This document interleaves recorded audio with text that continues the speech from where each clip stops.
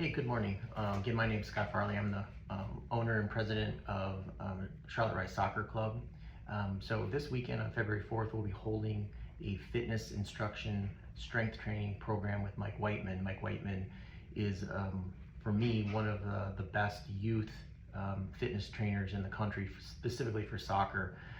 He has extensive experience in this, and I think has some great information and articles regarding this concept of what's appropriate for kids. I'm an orthopedic surgeon, and so I have 3 kids playing competitive soccer as well, from age 10, 13, and 15 in Dallas, Texas. And so in any given week, I get to see 3 large clubs in Texas and how they approach fitness. Correspondingly, I get to see a lot of the fields consistently nearby the kids, so I kind of see probably another 6 coaches consistently and what they're doing with their kids, younger and older. And I'm also, again, an orthopedic surgeon, and so I have some strong feelings about overuse injuries and just overall strength and supplements. And so I start getting some of the questions from my 15-year-old and my boy and my 13-year-old daughter about nutrition and fitness. And so I started asking them, what they thought. And they don't have any real training. They don't have really any outlets for what is appropriate and how to and when to start doing some of these strength building and what even that looks like. So my boy just started high school and my daughter is in 7th grade. So there's, I think, a whole host of topics on this that we're going to touch on. One would be appropriate fitness, running, strength, power, how to achieve that and when to achieve that, and what's appropriate per age group. I think we're going to need to be talking about supplements, taking shakes, creatinine. We start seeing more in high school and different sports, the football players using creatinine, and is this appropriate for players, and how much protein and protein shakes are appropriate, and what nutrition should look like. Overuse, and clearly one sport athletes is its own topic. Everybody knows the literature, but that kind of goes to nobody listens. The clubs are playing year-round, the kids are playing year-round, and then they're trying to segue in other sports like basketball or lacrosse or football, or all of the above. And so what is the responsibility of the club, the coach, the parents in this process? So I think for a lot of the reasons, these topics have one of the reasons I became an orthopedic surgeon. I played through college soccer, and I really love soccer. My kids love soccer, and so we do a lot with the sport. And so I was talking with Greg, who is our head of coaching, and we were talking about these topics. And so we decided to bring in Mike Whiteman from Pittsburgh to Charlotte to talk to the families and kids and give them an idea about what is appropriate. For example, is it good enough to practice for an hour and a half, and in the last 10 minutes with kids, just have them run sprints? Is it make sense to take 8, 9, 10, 11-year-olds, even not older kids, and run 3 large laps for a mile? Is it appropriate, does it help to take 10-year-olds, 11-year-olds, younger or slightly older, to run a mile for time, run 2 miles for time? Private training, power, running sprints, does this make sense? What is appropriate actually? Like what works? And so again, that's why we have Mike Whiteman coming. He has done this for years for the USL clubs, for professional players, youth players, college players. He has well written a lot of video on this and some really strong convictions that I agree with entirely, that are appropriate.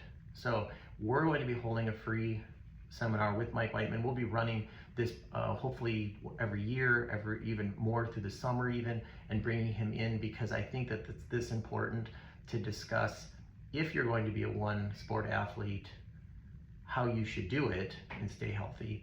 And if you're going to be doing multiple sports, how you keep yourself healthy, and what is appropriate, again, per age group. What I mean by that is 5, 6, 7, 8-year-olds, what should they be doing? What should 9, 10, 11-year-olds be doing? What should 12, 13, 14-year-olds be doing? What would 15, 16, 17 into college age be doing to get strong and not get injured and have appropriate gains for the time you're willing to put in? So Mike Whiteman has some resources. some articles and a lot of videos. And so a lot of this will come down to, as a parent, what should it look like? What information should you expect from a club? If you're paying $2,000, $3,000, $4,000 a year to play for the ECNL club, what is the ECNL club actually giving you? What's the added advantage? What information are they giving you? Are there 8 and 9 and 10-year-olds actually the players playing in their 15 and 16-year-olds divisions, or are they just picking up the new best players that are coming from the community? Would be interesting to know. So how do you get your child there if that's where you want to go, or how do you teach your child to be healthy? How do you keep your child getting stronger? In this process, it's not easy. I can't tell you how many times I go onto the field, and just like probably when I was 30 years ago, kids go run 7 wind sprints as fast as you can after you just played for an hour and a half.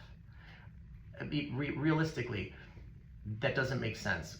And we have a couple of thoughts on this. Obviously, this is as the kids get older, when we start talking like 14 and 15 and 16 and 17-year-olds. Studies have been done where these age kids, and even the professional players, have worn vests that have GPS tracking, distance tracking, power tracking, speed tracking, and they've taken different size soccer fields, small, so 3-on-3, and they change all the variables, size of the field, smaller field, with no players playing on the walls of a square. There's no break to the ball because the ball is always playing. What cardio and fitness and distance traveled in that parameter. Get rid of the walls so the ball can go out of bounds, it slows it down. We'll increase the size of that field so you're having longer runs for more power. All of this data is tracked. So if someone really is diving into this, they would know that you don't have to be doing this type of training fitness for most players and most kids. They should be getting their fitness inside of playing. Now, let's track back even further. If these kids aren't in professional academies, which most kids aren't, if kids are just trying to get healthier, become more powerful, we should easily be extrapolating this data and saying, okay, our kids need to run a little bit further distance, so we're going to open up the field size, decrease the number of players, put walls on, put goalies on 2 walls because they can use their hand and even make it quicker. And we're going to have fitness today with the concept that we want farther runs for more power. Or we're going to say we want more anaerobic, and we're going to make the field smaller and put walls on the ends and make them run in 5-minute sessions. The data has even been done on how long the session should be. Players play for 6 minutes and rest for 6 on the wall, and that this is well tracked. So my point to this is that when you show up to the field and you see the kids playing for an hour and a half, and then they just go haul off and do 10 sprints, their chance of injury is high. The gains are very, very low. The kids, again, are maybe practicing twice a week, maybe 3 times a week. So you're really trying to optimize their on-ball, on-play, on-skill level of attainment of skill. That to be spending time to increase rate of injury and that actually wastes time from playing makes no sense. So when I'm trying to now show and why Rise FC is we're going to do this in a different way. We're going to use the data, field sizes, parameters, fitness, and when we're talking about real fitness, it's going to be designated time for the kids to understand that we're not doing it in 10-minute intervals when you're super tired, and maybe you come from basketball practice and you've had to study and you're super tired and it's not effective and gives you a chance of being injured. We're going to be showing you how to use lunges, power, medicine balls, light medicine balls, progressing through lunging using your own body weight. We'll teach how to use hills, uphills, and downhills to decrease actual stress on your joints. And we'll have seminars on this because I think it's that important for our players and actually our coaches and our community, so that when you come watch us or come to us, you'll see this difference of what we're trying to do for the kids. I'll give one more example. My boy plays for a large ECNL team, and so he'll have an hour and a half practice, and they'll put on a half an hour fitness before. Half the kids are playing high school soccer, some of them are playing other sports, so it turns into a 2-hour where they've done running and sprints prior to or after an hour and a half practice. It's just the chance of injury for 14 and 15-year-olds is just so high. So again, this is what we're trying to get away with. I want to teach you and the kids in different age groups what they should do for the greatest gain with the less risk to making you a better athlete and a better soccer player. And so that's what we intend to do. So that's what this seminar on February 4th is going to be for. And again, we'll be doing this probably hopefully every 6 months. We'll be bringing in a nutritionist for the kids that does specific sport nutrition fitness as well, to discuss with the kids in different age groups what they should eat, what protein should look like, what kind of shakes they should be using, if they should at all, and what's tailored for what their needs are. So we'll be pushing real heavy into fitness and nutrition going forward, and you'll see it in our practices, and you'll see it in our plan for the kids. We are not going to have overuse injuries in our club, and we've talked about it in other videos. We're what I call smart commitment. My commitment and our commitment as a club to you, and then your commitment to us. And what I mean again by smart commitment always is that you're not fearful, you have knowledge, and you're doing this because you love it. Thank you.